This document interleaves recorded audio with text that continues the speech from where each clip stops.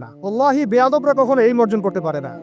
যারা ওস্তাদের সাথে বেয়াদবি করেছে তারা কখনো আলেম হতে পারে না, কখনো পারে নাই, ছড়ে পড়ে গেছে। দাওরা দিয়েছে কিন্তু ছড়ে পড়ে গেছে, বিকজ ওস্তাদের সাথে বেয়াদবি করেছিল। ওস্তাদ মন খারাপ করেছেন, বদদোয়া দেন নাই, জাস্ট মন খারাপ করেছে। আর ওস্তাদের খেদমত করে বহু মানুষ জেনারেল থেকে আল্লাহর ওলি হয়ে গেছে।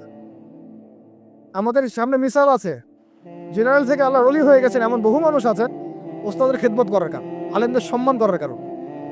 আরেকটা লাগবে সবর। কি লাগবে? সবর। একদিনে তো হবেই না, সারা জীবন লেগে থাকতে হবে।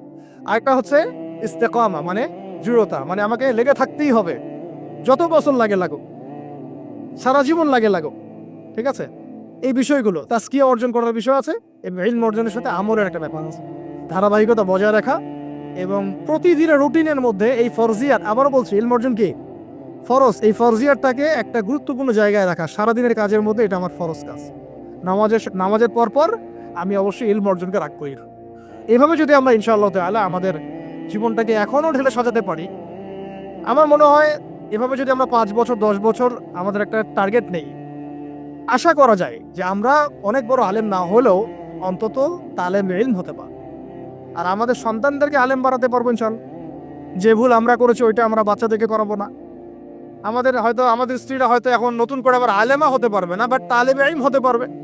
আমরা আমাদের মেয়েদেরকে বানাতে পারবো আলেমা, হাফেজা, মুহাদ্দিসা ইনশাআল্লাহ।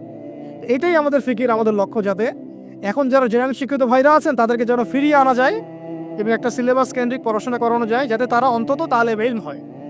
এটা অনলাইনেও সম্ভব, অফলাইনেও দুটার শুরুতে আমরা রেখেছি।